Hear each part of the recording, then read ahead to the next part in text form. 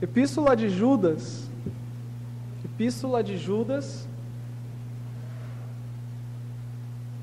verso 1, Judas antes de Apocalipse, verso 1.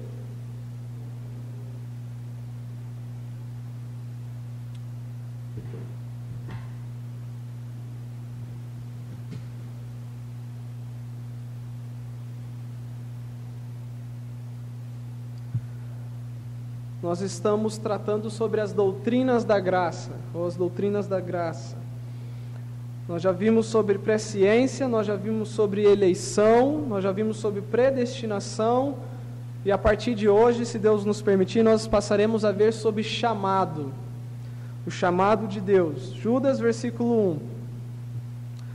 Judas, servo de Jesus Cristo e irmão de Tiago, aos chamados, amados em Deus Pai e guardados em Jesus Cristo. Leiamos também Romanos capítulo 8. Epístola de Paulo aos Romanos, capítulo 8, verso 28 e verso 29. Aqui,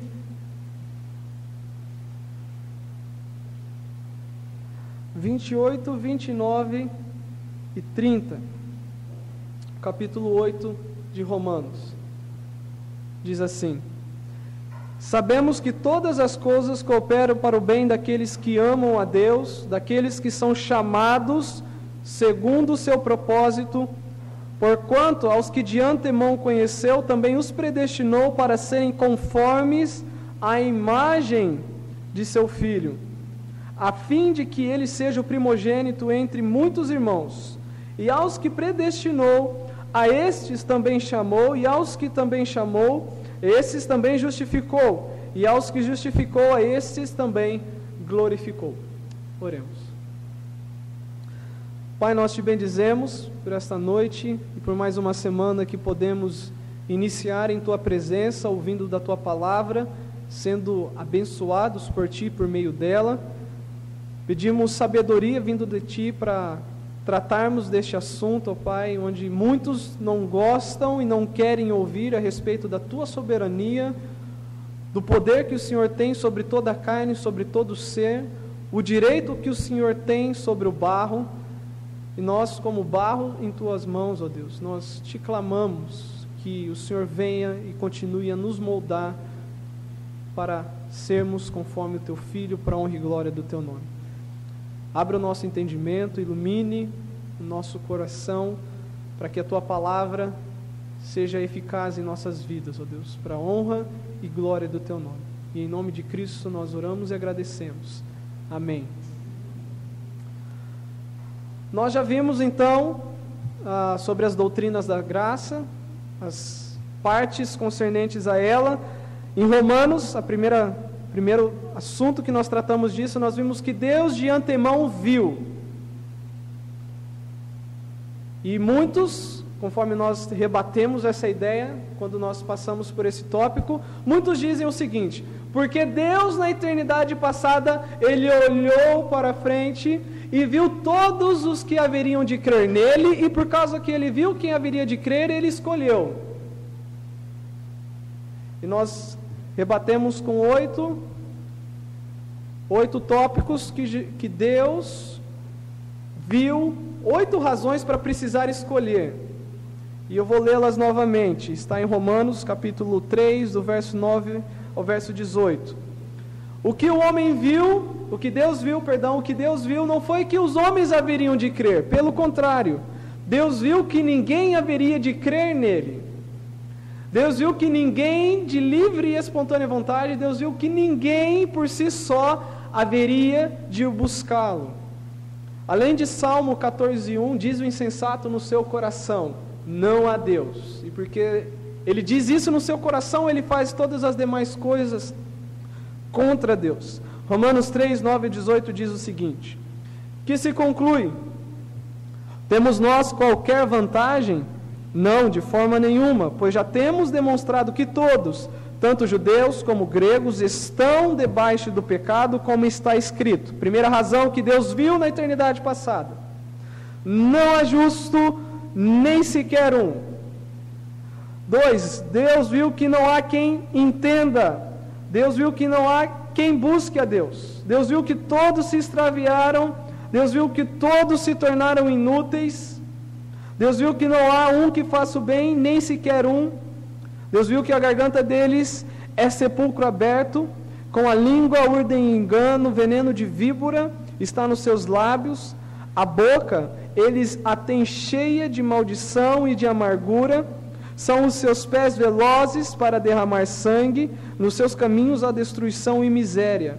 Desconheceram o caminho da paz e, principalmente, não há temor de Deus diante dos seus olhos. Aqui nós temos um texto que refuta esse pensamento de que merecidamente Deus olhou para as pessoas e viu, olha, porque fulano, beltrano e ciclano, eles vão crer em mim, e então eu vou escolher eles.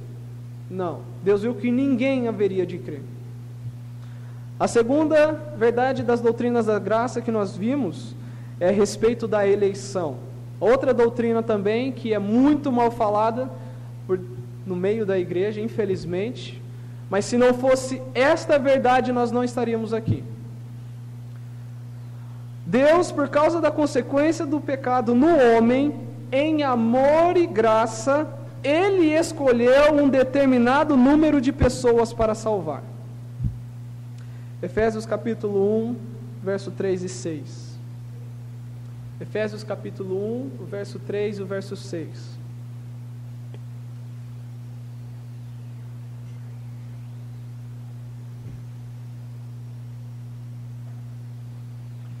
Diz assim a palavra de Deus.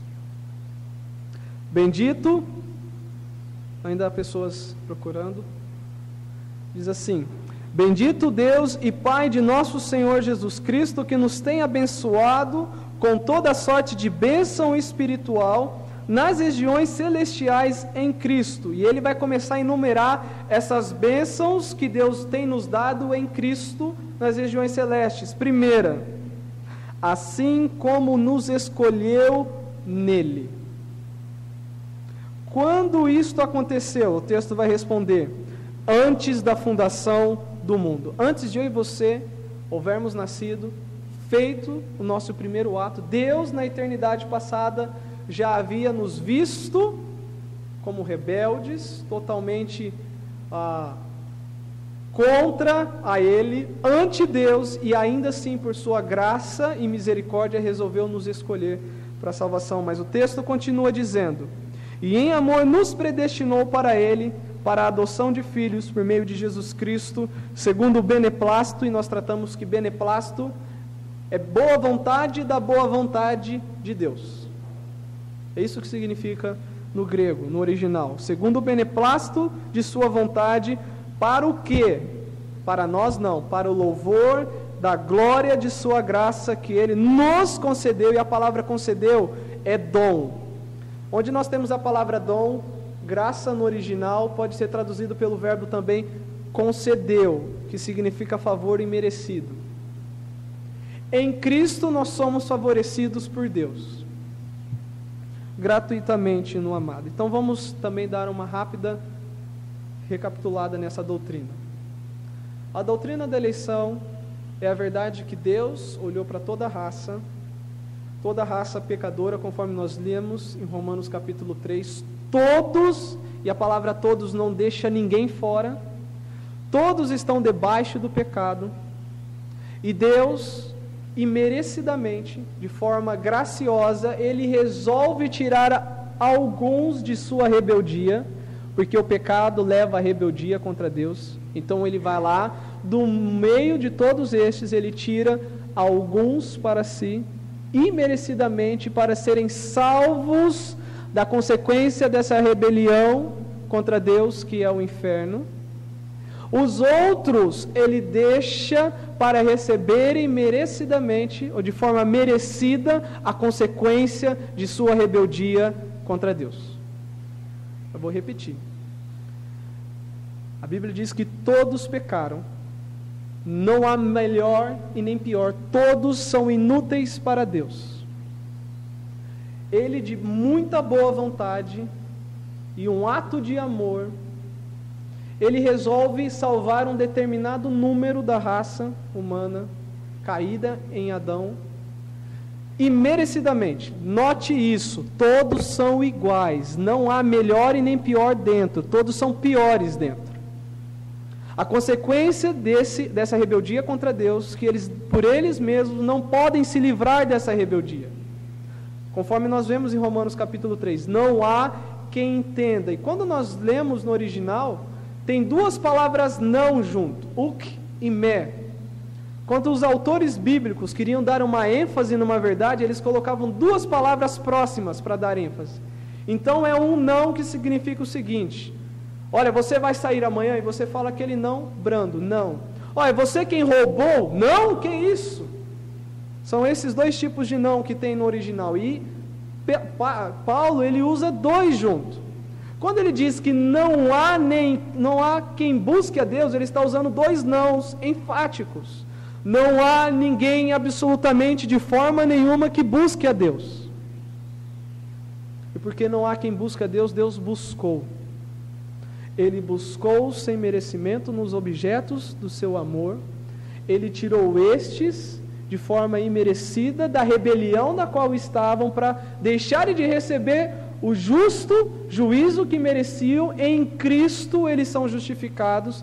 Os demais permanecem na condição de rebeldia e vão receber a justa punição pela sua rebeldia contra Deus. E em nada disso Deus é injusto. Porque se nós fôssemos pedir justiça, ninguém seria salvo. E hoje nós vamos tratar da verdade que Deus chama. Deus viu a miséria do pecado. Deus escolheu. E se não bastasse, Deus ainda precisa chamar para que venham para a salvação. E é isso que nós vamos tratar hoje. Abram em 2ª carta de Paulo a Timóteo. A 2ª carta de Paulo a Timóteo, capítulo 1, do verso 8 ao verso 12. Nós vamos ver que chamado é esse.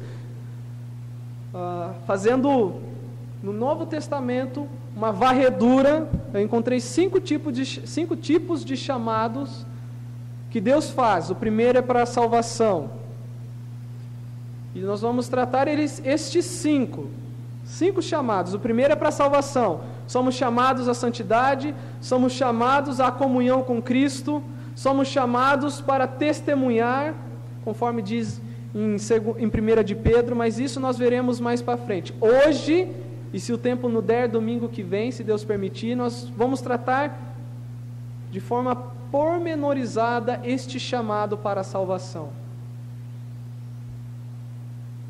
E o que eu quero deixar bem claro antes disso, antes de começarmos: tenha como chão e como base que Deus está agindo com favor para quem não merece, que somos nós. Antes de alimentar alguma raiz de rebeldia contra Deus e dizer: Senhor, por que isso e por que aquilo? Lembremos, nós não merecemos o que Deus está fazendo por nós. Certo pregador disse que estava numa reunião e havia uma pessoa indignada com Deus. Por que Deus salva uns e não salva outros? E ele virou para a pessoa e diz: o que eu fico espantado é porque Deus me salvou e não salvou o outro. O que ele viu em mim para me salvar? Diz assim o texto da palavra de Deus, 2 Timóteo, 2ª epístola de Paulo a Timóteo, capítulo 1, verso 8 ao verso 12. Não te envergonhes, portanto, do testemunho de nosso Senhor, nem do seu encarcerado, que sou eu. Pelo contrário, participa comigo dos sofrimentos a favor do Evangelho, segundo o poder de Deus, que nos salvou e nos chamou com santa vocação, não segundo as nossas obras, mas conforme a sua própria determinação e graça que nos foi dada em Cristo Jesus, antes dos tempos eternos, e manifestada agora pelo aparecimento de nosso Salvador Cristo Jesus, o qual não só destruiu a morte, como também trouxe à luz a vida e a imortalidade mediante o Evangelho, para o qual eu fui designado pregador, apóstolo e mestre. E por isso Estou sofrendo estas coisas, todavia não me envergonho, porque eu sei em quem tenho crido e estou certo de que Ele é poderoso para guardar o meu tesouro, o meu depósito até aquele dia. Nós vamos fazer duas ou três perguntas, ou três tópicos que esse texto haverá de nos trazer. O primeiro é o meio pelo qual Deus chama. Por onde Deus chama aqueles a quem Ele escolheu? Nós vamos tratar aqui há dois tipos de chamado. Há um chamado geral que Deus faz para todos, e há um chamado específico, e esse chamado específico é eficaz. E nós vamos ver isso. Como Deus chama? Um é o meio, o outro é o como, e por último nós veremos qual é o resultado deste chamado. No que vai resultar isso? O verso 9, o verso 8, o finalzinho dele, Paulo, ele estava encarcerado, presume-se que esta carta bate com o finalzinho do livro dos Atos, em que ele estava em prisão domiciliar, e ele estava em prisão porque ele estava pregando o evangelho. Ele foi chamado de peste, ele foi chamado de aqueles que estão virando o mundo de cabeça para baixo, e ele estava preso por testemunhar a respeito de Cristo. Os judeus invejosos, os judaizantes, os da circuncisão, não queriam que ele continuasse pregando a respeito da salvação pela graça em Cristo. Intentaram coisas e ele apareceu diante dos juízes, ele apelou para César. Então, o final da carta, o final do livro de Atos é Paulo diante dessa situação. E ele diz o seguinte, ele estava incentivando Timóteo a não se amedrontar da igreja onde ele estava, mas a manter firme a vocação que ele tinha, o chamado que ele tinha. Mas aqui vamos ver algumas coisas que Paulo vai trazer e vai nos mostrar a respeito do meio que Deus chama. E ele diz assim, a favor do Evangelho. Deus chama pessoas para a salvação por meio do Evangelho. Até aqui parece assim, eu sei que é por meio do Evangelho, mas eu te pergunto, o que é o Evangelho? Hoje nós temos Evangelho da prosperidade, Evangelho da libertação, Evangelho de A, B, C até Z, não temos? Mas uma pessoa, essas pessoas que têm essa sopa do Evangelho, né, sopa de letrinhas do Evangelho, não sabem definir a palavra Evangelho. Um dia eu estava conversando com um espírita, e eu falei, o que você lê? Ele disse, eu leio o Evangelho segundo Allan Kardec. E eu perguntei para ele, você sabe o que significa a palavra Evangelho? Porque só pela essa palavra Evangelho, toda a sua doutrina kardecista cai. Qual é as boas novas que Allan Kardec está anunciando? Quais são essas boas novas? Ele não soube responder. O Evangelho, ou a palavra euangelizo, no grego, que significa pregar, anunciar boas novas.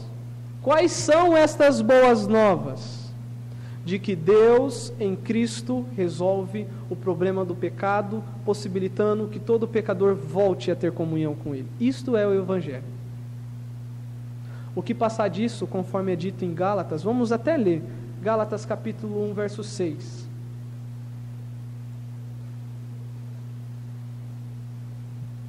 Perdão, verso 8. Gálatas capítulo 1, verso 8. Note bem, o que passar disso é maldito. Gálatas capítulo 1, Epístola de Paulo aos Gálatas capítulo 1, verso 8 diz o seguinte: mas ainda que nós, ele está se referindo ao corpo apostólico, ainda que nós apóstolos, ou mesmo um anjo vindo do céu, vos anuncie, vos pregue evangelho que vá além do que vos temos pregado, seja anátema. Quantos evangelhos já começaram aí com visões de anjo? Vocês podem contar? Quantos começaram, olha, eu recebi uma revelação particular de Deus e eu tenho que pregar. E tudo que essa pessoa diz é contra o que já está revelado nas Escrituras. Paulo está anunciando que ainda que um apóstolo ou um anjo vindo do céu anunciasse um evangelho diferente do que ele já tinha pregado. E o contexto de Gálatas anuncia qual é esse evangelho. Verso 4. Vamos pegar o finalzinho do verso 3, capítulo 1. Senhor Jesus Cristo, verso 4, o qual se entregou a si mesmo pelos nossos pecados para nos desraigar deste mundo perverso, de acordo, conforme, segundo a vontade de Deus. O que passar desta verdade é anátema. Anátema é maldito. Isto é o Evangelho, que Jesus morreu por nós, para que nós, mortos aos pecados, tenhamos vida por meio dele, para termos comunhão com Deus. Agora, não se espante. O que se diz por Evangelho que não anuncia Cristo como centro destas verdades é doutrina de demônio. 1 Timóteo capítulo 4, verso 1. Ora, o Espírito afirma expressamente que nos últimos tempos aparecerão falsos mestres, seguindo doutrinas de demônios e espíritos enganadores. Em 1 de João é dito dos falsos mestres que saíram do meio deles, e diz assim, olha, eles saíram porque eles não são dos nossos, são do mundo, falam da parte do mundo e o mundo ouve eles. E por quê? Fica lotado esses outros lugares onde Jesus Cristo não é pregado genuinamente. Porque as pessoas que estão lá são do mundo, falam do mundo e o mundo vos ouve. Porque só o que o mundo quer ouvir. Porque também Paulo em 2 Timóteo capítulo 4 diz para Timóteo, olha, prega a palavra, insta, quer seja oportuno, quer não, repreende, corrige, exorta, porque vão chegar tempos em que não vão suportar a sã doutrina. E como sentindo coceira nos ouvidos, eles vão se cercar de mestres que só vão pregar o que eles querem ouvir. 2 Timóteo capítulo 4. Outra questão do que é o Evangelho, capítulo 15 de 1ª carta de Paulo aos Coríntios. 1ª carta de Paulo aos Coríntios, capítulo 15. Nós estamos vendo que o meio pelo qual Deus chama é o Evangelho, mas nós temos que definir qual é a verdade desse Evangelho. O que é esta boa nova? 1 Coríntios, 1ª carta de Paulo aos Coríntios, capítulo 15, o verso 1 ao verso 4. Diz assim: Irmãos, venho lembrar-vos o Evangelho que vos anunciei. Olha, venho lembrar o que eu preguei, as boas novas que eu preguei para vocês, o qual recebestes e no qual ainda perseverais, pois por ele também sois salvos, se retiverdes a palavra tal como vô-la preguei, a menos que tenhais crido em vão. O que é o Evangelho? O verso 3, perdão. Antes de tudo vos entreguei que também recebi, que Cristo morreu pelos nossos pecados, segundo as Escrituras, e que foi sepultado e ressuscitou ao terceiro dia, segundo as Escrituras. Isto é o Evangelho. Morte e ressurreição. Meus amados, se Cristo não viesse e na sua vida perfeita houvesse cumprido a lei para que ele se tornasse o padrão, a justiça, para poder delegar a todo e entregar a todo aquele que por fé crer nele, nós não seríamos salvos. Porque o sangue de bodes e de carneiros não é suficiente. Alguém precisava morrer, alguém da raça, alguém da mesma espécie, tipo e gênero da pessoa que afrontou a Deus no Éden. Por isso ele se fez carne em nosso lugar. O que eu quero chamar a atenção rapidinho nesse texto é o seguinte, ainda dentro do meio pelo qual Deus chama por meio do Evangelho. Se o Evangelho não é pregado, Cristo não é anunciado, como Ele mesmo diz, que eu serei levantado e atrairei todos a mim mesmo. Eu não vou dizer que Deus não possa salvar, porque Deus pode salvar uma pessoa lendo a Bíblia, sem pregador nenhum. Mas eu estou dizendo que ali não há a ação de Deus. Se qualquer um que se vem à frente do púlpito anuncia qualquer coisa como centro, menos Cristo, é doutrina de demônio.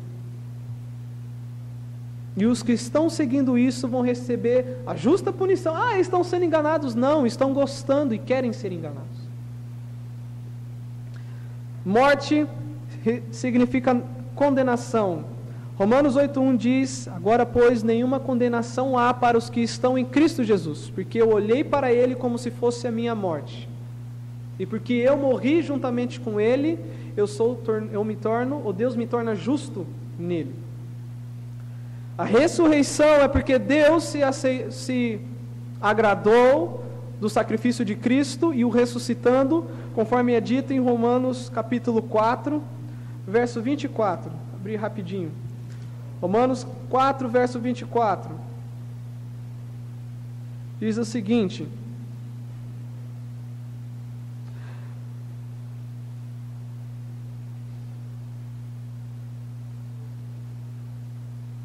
Romanos 4, 24.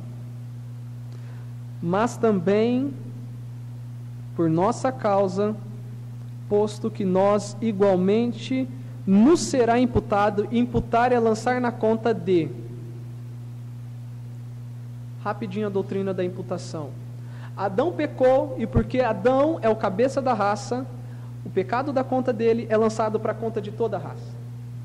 Jesus Cristo nasceu, o pecado da raça é lançado na conta de Jesus Cristo, por isso ele morreu em nosso lugar. Ele morre, ressuscita, e agora a justiça e os méritos que ele tem, ele pode lançar na conta destes que não têm méritos diante de Deus, e serem aceitos diante dele. Isso é a doutrina da imputação. Por isso que é dito que igualmente nos será imputado, a saber, nós que cremos naquele que ressuscitou dentre os mortos a Jesus nosso Senhor. Verso 25: o qual foi entregue por causa das nossas transgressões, ele morreu pelos nossos pecados, e ressuscitou por causa da nossa justificação. Ato de tornar justo. Só Cristo pode tornar alguém justo e aceitável diante de Deus. Isso é o Evangelho. Sem essas verdades, não há convicção de pecado. Sem convicção de pecado, não há arrependimento. Sem arrependimento, não há salvação. Eu digo que o fazer parte não salva. O que salva é compreender que tem afrontado a Deus e que tem vivido uma vida de rebeldia contra Deus, e que em Cristo você pode fugir da justa condenação dessa rebeldia. E entender que eu não tenho nada para apresentar a Deus de minhas obras que eu possa dizer: Senhor, olha, me aceite porque eu fiz isso. Deus fala: não tenho, porque você está imundo pelo seu pecado. Eu só posso aceitar o que é justo diante de mim. E Jesus Cristo justo aparece e diz: eu posso te tornar justo diante dele, mas você tem que reconhecer eu como Salvador e se prostrar e viver para a minha própria glória. Assim eu posso te tornar justo diante do Pai. Isso exclui obras, isso exclui mérito, isso exclui o que muito tem por aí de apontar o dedo na cara de Deus e achar que Deus é obrigado a fazer, porque estes não conhecem o Deus que estão afrontando.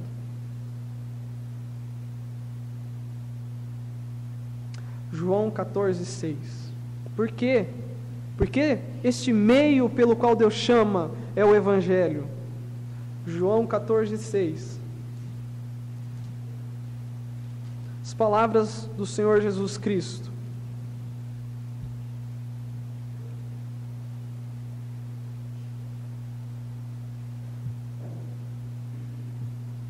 Respondeu-lhes Jesus: eu sou o caminho e a verdade e a vida, E ninguém, absolutamente ninguém, vem ao Pai senão por mim.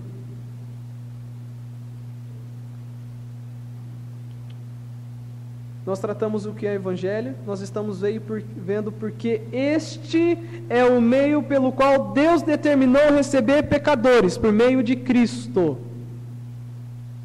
Deus determinou receber pecadores por meio de Cristo. E o que está lido, o que nós lemos é que ninguém pode ir ao Pai se não passar por Cristo.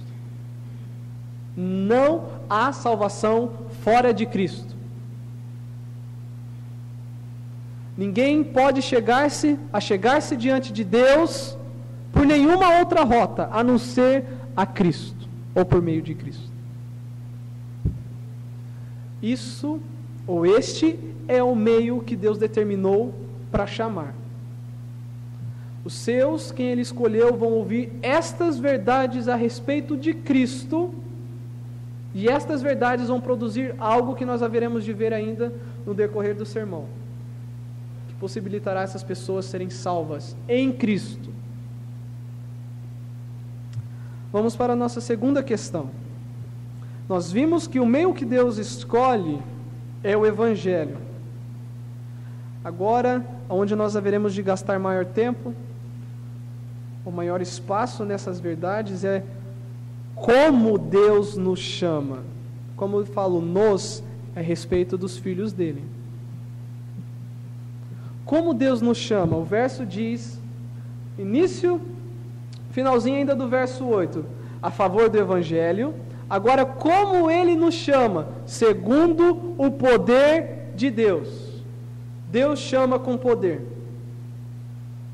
A palavra segundo aqui é a palavra katá no grego, que é de conformidade, acordo. De conforme ou forma. Lembra-se quando se vai fazer um bolo? Não tem a forma que você põe a massa e ela toma? É o modelo que Deus determinou. O modelo que Ele determinou é o Evangelho, e o meio pelo qual Ele determinou o Evangelho, e como Ele faz é de acordo com o poder dEle. Ninguém chega e fala, quando eu quiser mais para frente eu vou ser salvo, eu vou chegar aos 45 do segundo tempo, aí chegando lá eu vou me arrepender, eu vou viver minha vida primeiro, e vou deixar isso para amanhã. Não. E aqui nós vamos desdobrar essa verdade que o texto já nos explica.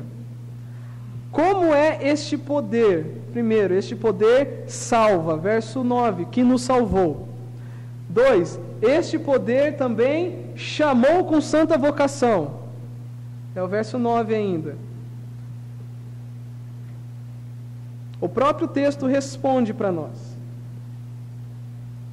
Por que está tudo no passado? Quando nós lemos no português aqui, nós entendemos que é um passado. Coisa simples. Só que quando nós vamos para o original, o verbo salvou está no auristo. O que é o auristo? O auristo significa que é uma determinada ação, é uma ação feita em um determinado ponto da história, em que há um início de uma operação que perdura para sempre, que não há necessidade de acontecer de novo, e que é suficiente. Quando diz nos salvou, Deus nos salvou num determinado ponto que é possível manter ou não. É suficiente para manter para sempre. E Ele não precisa fazer isso de novo. Aqui nós temos a segurança da salvação. Se não foi pelas obras que eu fui salvo, muito menos será pelas obras que eu vou manter a minha salvação. Se foi pelo poder que eu fui salvo, o poder de Deus que eu fui salvo, será pelo poder de Deus que eu serei e serei mantido em salvação.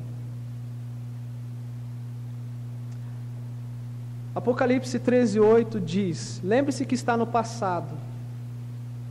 E é uma verdade bonita em Apocalipse 13:8 que diz, esperar os irmãos achar.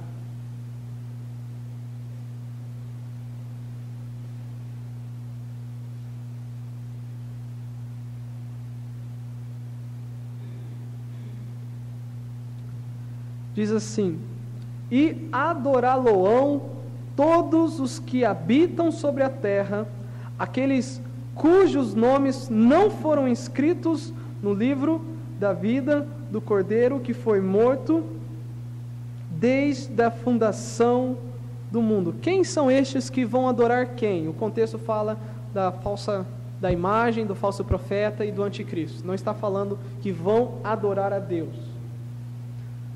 Quem adorá-lo-ão todos os que habitam sobre a terra, aqueles cujos nomes não foram, escritos no livro da vida do Cordeiro que foi morto quando?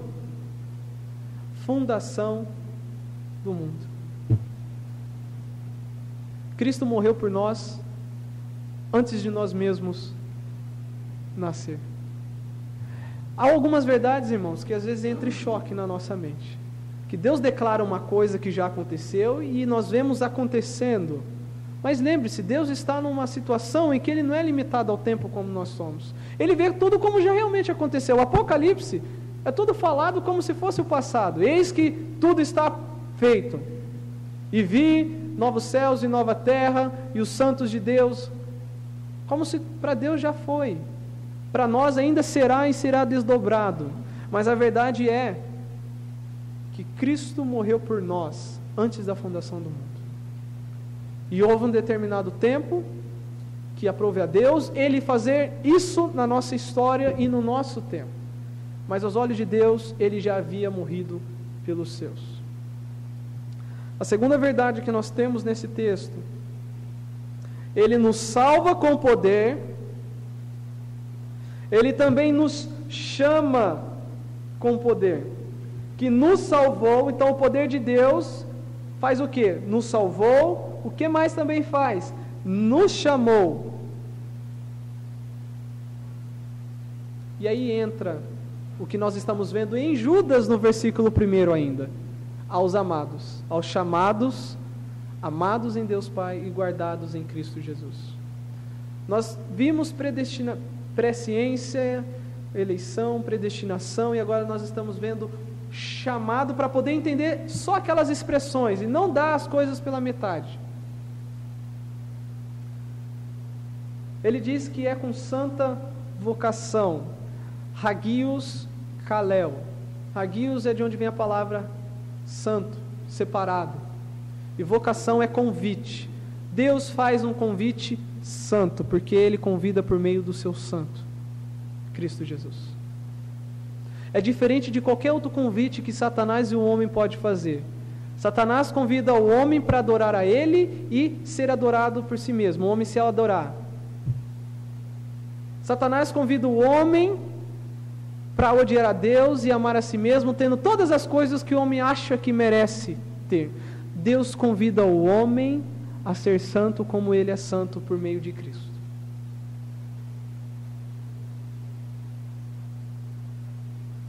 É um convite santo, é um convite puro. A outra questão dentro desse chamado, agora nós vamos ver vários tópicos dentro desse chamado. Primeiro, que é com santa vocação. Segundo, não é segundo as nossas obras.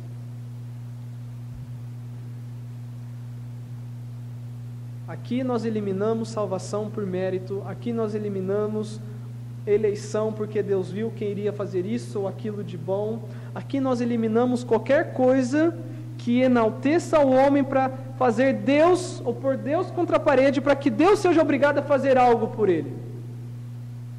Porque o texto diz que não é de acordo com as nossas obras.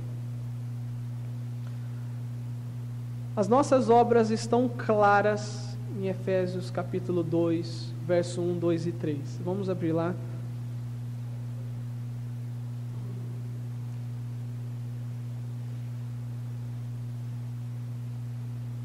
Efésios capítulo 2, o verso 1, 2 e 3.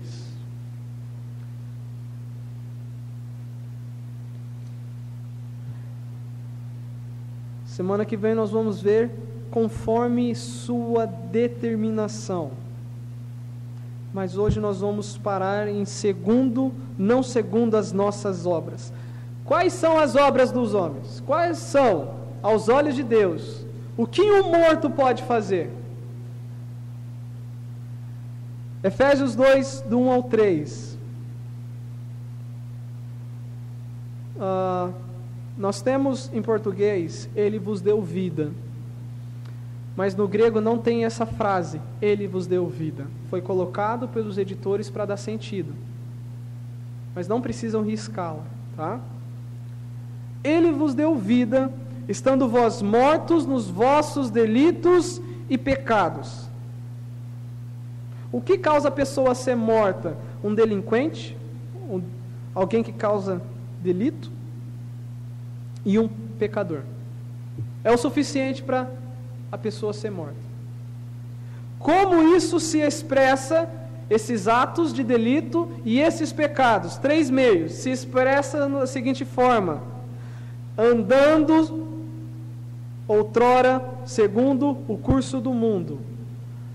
Esses atos de delito, o ser morto pecador me faz andar de acordo com o mundo. Ora, o que diz 1 de João capítulo 5? O mundo jaz no maligno. Quem que é o Deus deste mundo? Satanás. Quando nós falamos mundo, nós falamos sistema e tudo aquilo que impulsiona as pessoas que vivem dentro desse sistema. Se o mundo diz, o legal da vida é ser rico, todo mundo vai. Se o mundo diz, o legal da vida é você ter tantas mulheres e tantos homens, o mundo vai, as pessoas vão e obedecem. Ninguém reluta para querer ser vaidoso, para querer ser adorado, ninguém reluta contra isso. Porque o mundo diz, e as pessoas mortas, há compatibilidade com o que o mundo diz e obedece. Andando segundo ou de acordo o curso, a maneira, o modo deste mundo. Por isso o crente não deve imitar o mundo em nada. Não existe essas coisas de pegar a coisa do mundo e eu vou santificar para Deus aqui dentro. Se as pessoas não podem ver diferença entre o crente e o incrédulo, que cristianismo é esse? Se Jesus Cristo mesmo em Mateus 5 diz, olha, assim brilha a vossa luz, para que os homens vejam as vossas boas obras e glorifiquem o vosso Pai que está no céu. Em Pedro é dito que os ímpios até estranham quando os crentes não concorrem na mesma devassidão que eles estão. Não andam de acordo. Agora, se as pessoas lá fora olham para mim e dizem, olha, entre você e alguém que está no bar, entre você e alguém que está fazendo isso ou aquilo, não tem diferença nenhuma, alguma coisa está errada. A Bíblia não é, a verdade não é, sou eu. Nós devemos viver de tal forma que as pessoas fiquem com um grande ponto de interrogação e digam, quem é você? Você é o João Vitor? Não sou eu, é Cristo em mim. É conforme Paulo disse em Gálatas, logo, não sou eu quem vivo, ou quem vive, mas Cristo vive em mim. É Cristo me dominando e fazendo tudo de acordo com a vontade dEle. Por isso nós devemos andar no Espírito. Porque naturalmente ninguém faz a vontade de Deus. Por isso nós temos nova natureza, para obedecer a Ele. Você acha que naturalmente nós podemos obedecer às Escrituras? Se não for por meio do que Ele providenciou. Segundo modo que a morte e esses delitos e esses pecados se manifestam, andando segundo o príncipe da potestade do ar, do Espírito. Preste atenção nessa frase. Agora atua nos filhos da desobediência. Eu lembro que quando eu estudava bastante esse texto, eu prestava atenção só na primeira. Não, os homens fazem o que Satanás manda. Mas o texto continua dizendo que há espíritos agindo dentro de pessoas desobedientes.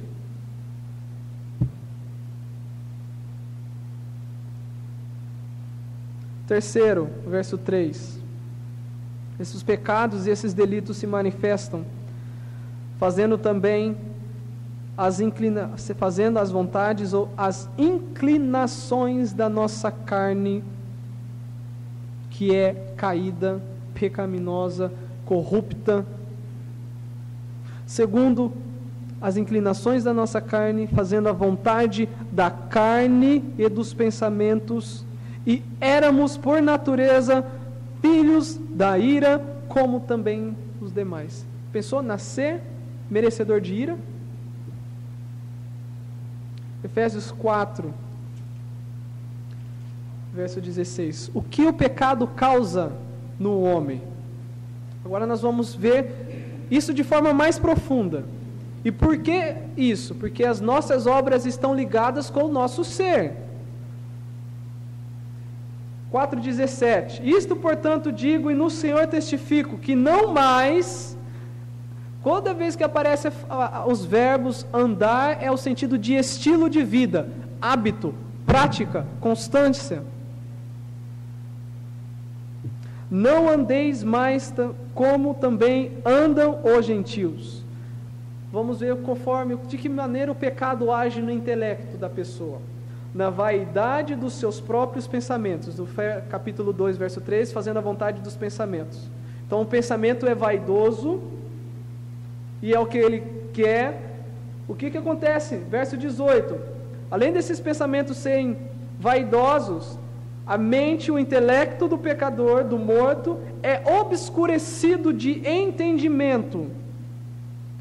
Não há luz que dê entendimento às pessoas fazerem o que é correto diante de Deus.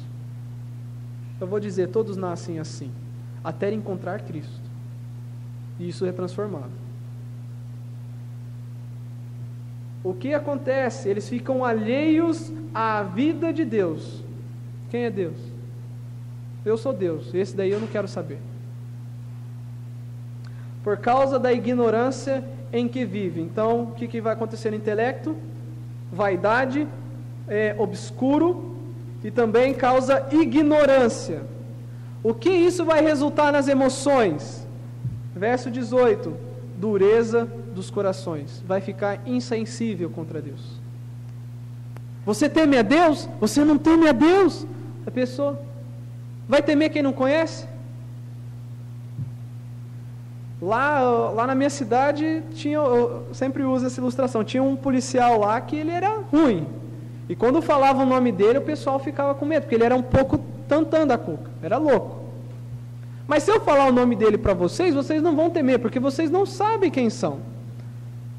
Agora pega um grande aqui do Rio de Janeiro. Ó, fulano de tal, ele está vindo aí que ele quer conversar contigo e ele está vindo armado até os dentes. Lógico, como crentes nós devemos só temer a Deus, mas pega um incrédulo que conhece essa pessoa, vai tremer. O temor vem mediante o conhecimento, e porque a mente é totalmente obscura de Deus, não teme a Deus, fica com o coração insensível. O verso 19, os quais tendo se tornado insensíveis, um coração que não teme a Deus, que não tem nenhuma afeição por Deus, olha o que vai resultar na sua vontade. Verso 19, se entregaram à dissolução, para com avidez, com grande vontade, cometerem toda sorte de impureza. É isso que o pecado faz na pessoa. Agora eu digo, que obra de uma pessoa dessa pode agradar a Deus? Sem contar, conforme é dito nos profetas, que as nossas obras são como trapos de imundícia. Aquela faixa que ficava enrolada no leproso. Pegava a faixa bonitinha, novinha, enrolava no leproso, e a natureza do leproso contaminava aquela faixa. A natureza do pecador contamina suas obras, e por isso ele é indigno de Deus. Isso não se ouve muito, porque faz a gente pensar realmente, o Senhor salva se o Senhor me quiser, porque eu sei que eu não tenho por onde. Graças a Deus por Jesus Cristo. Graças a Deus, conforme o texto de Efésios diz, é como se, olha, já pensou se tivesse o verso 1, 2 e 3 e não houvesse o verso 4? Que desespero, olha, essa é a condição de vocês, só que vocês precisam se acertar com Deus. Mas Deus, bem grande, toda vez que aparece mas Deus, é porque alguma coisa Deus vai fazer em contraste do que não tem como se fazer nada. O que Ele fez? Sendo rico em misericórdia, por causa do grande amor com que nos amou. Ele fala, enfatiza novamente, olha, estando mortos, Romanos 5,8, mas Deus prova o seu próprio amor para conosco, pelo fato de ter Cristo morrido por nós, sendo nós ainda pecadores. sendo rico em misericórdia por causa do grande amor com que nos amou, e estando nós mortos em nossos delitos, Ele, de livre e espontânea vontade, deu. Ninguém mereceu. Deu vida juntamente com Cristo. Pela graça sois salvos. Verso 8. Por este favor, eu vou parafrasear tudo. Por este favor que vocês são salvos, o meio que Deus escolheu é a fé. E esta fé não vem de vocês mesmos ainda. É um presente de Deus. Porque não vai ser por obras nenhuma que ninguém vai se pôr diante e em pé diante de Deus. Pelo contrário, porque nós somos criados em Cristo, feitos novos em Cristo, e porque há uma nova natureza, nós podemos ter novas obras. E porque essa natureza é boa, nós temos boas obras. E porque essa natureza é santa, nós temos obras santas. O texto começa falando no capítulo 2, verso 1, má obra, não boas obras, obras da iniquidade, e quando passa por Deus, boas obras. Agora eu quero dizer o seguinte: pois somos feitura dele, criados em Cristo Jesus. Deus nos criou em Cristo primeiro para boas obras, anota aí. 2, essas boas obras de antemão, Ele já preparou cada uma dos nossos atos para glorificar a Ele mesmo. Agora eu te pergunto, você sabe qual é a vontade de Deus para a sua vida? Você sabe quais são essas obras que Deus já tem planejado para você antes da fundação do mundo? Você compreende a revelação particular dele para a sua vida, para o teu trabalho, para a tua vizinhança, para a tua casa e para a sua família, as obras que ele preparou para que você desenvolva e todos ao redor vejam Cristo e glorifiquem a Ele?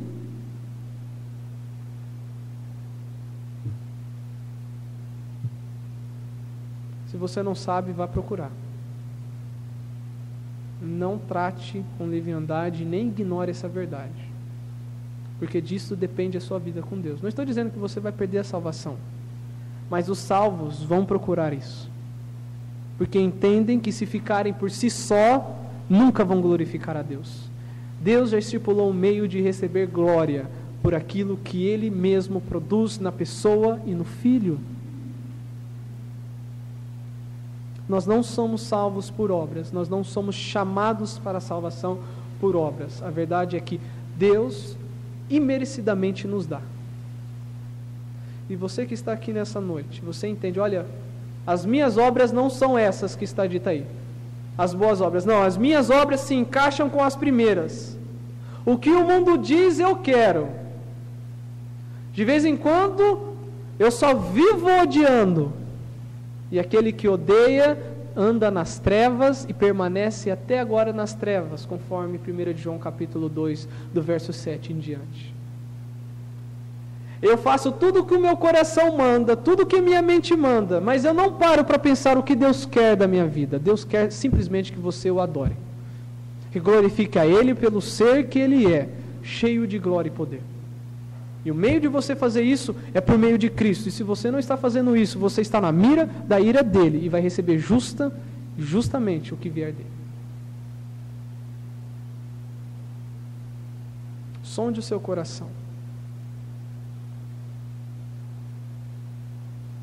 Deus tolera todo ser humano que usa o ar que Ele dá para não dar glória a Ele. Deus tolera. Deus está em longanimidade, mas vai acabar essa longanimidade. Aqueles que se refugiaram à sombra da cruz de Cristo não vão queimar quando o sol da justiça, da ira de Deus arder. Aqueles que andam debaixo da cruz de Cristo não serão atingidos quando Deus se manifestar com grande poder e glória, para trazer o justo juízo sobre aqueles que o rejeitaram na pessoa do seu Filho. Rejeitar o Evangelho e rejeitar a Deus é abraçar a sua própria condenação. E eu conclamo a você, e eu chamo a você pela palavra a ir a Cristo, confessar os seus pecados, arrepender-se e viver para a glória dele. Independente se você vai receber algo ou não, mas porque ele é digno de tudo isso. O Natal foi aí, uns dias atrás. Os magos entraram na presença do rei e criança o adoraram. Quantos, em nome de Cristo, adoraram a ele no dia 25? Ainda que não foi dia 25 que ele nasceu. Mas usaram o nome dele. Quantos pensaram, olha, o Salvador nasceu, morreu e está vivo à destra de Deus e por ele eu tenho acesso ao Pai. Se você está alimentando no seu coração que você vai dar conta, você só vai dar conta de chegar até o precipício chamado inferno. Não vou dizer que você vai chegar lá, você está lá. Só Deus pode te tirar de lá, em Cristo Jesus.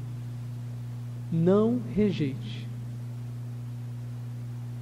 Não vire as costas para Deus. Não brinque com esta verdade. Deus, conforme é dito no hino que cantamos, a nova do Evangelho já se fez ouvir aqui. Não virei os vossos olhos ao fugir da perdição. As boas novas é que Cristo é o meio pelo qual nós podemos fugir disso. O que pode ser uma má notícia? Eu rejeitar isso e sofrer aquilo que Ele veio para me livrar. Vamos orar. Pai, nós te damos graças pela Tua palavra, que expõe a nossa natureza ímpia, nojenta, um lixo diante do Senhor. E o nosso valor está na pessoa do Teu Filho, mais nada. Em que fora dele nós somos miseráveis. Fora dele nós somos descartáveis, nós somos inúteis. E tudo o que produzimos para a Tua glória é tão somente pela glória e pelo poder de Cristo, e mais nada. Ó Deus, que isso inunde, que isso tenha moradia em nossos corações, de ao acordar, ao fazer tudo conforme é dito para a Tua glória, nós entendamos que a salvação produz obras para a Tua glória, de maneira que as pessoas vejam a Ti e em nosso testemunhar, em nosso viver, entendam que Deus existe e que Ele é digno de louvor, glória e adoração. E fiquem convictos dos seus pecados, ó Deus. Ó Senhor, tem misericórdia de nós. Ajuda-nos, capacita-nos. Nos dê sabedoria, ó Deus, para sermos e agirmos da maneira que o Senhor determinou, que o Senhor projetou, que o Senhor de antemão preparou. Nós, na nossa ignorância e na nossa preguiça espiritual, nós temos nos achegado diante de Ti e pedido, Senhor, o que queres que nós façamos para a Tua glória? E não achar o que o Senhor deve receber de nós, mas o que o Senhor recebe de si mesmo para a Tua glória. Abençoe cada alma que aqui está, Tu conheces cada coração. Para aqueles que ainda não Te têm, não fizeram as pazes contigo por meio de Cristo. Ó Pai, que o Senhor incomode até o momento em que reconheçam que estão em rebeldia contra Ti e creiam para a salvação em Cristo Jesus. Esse é o nosso pedido, em nome de Cristo. Oramos e agradecemos. Amém. Deus abençoe. Até semana que vem, se assim Deus permitir.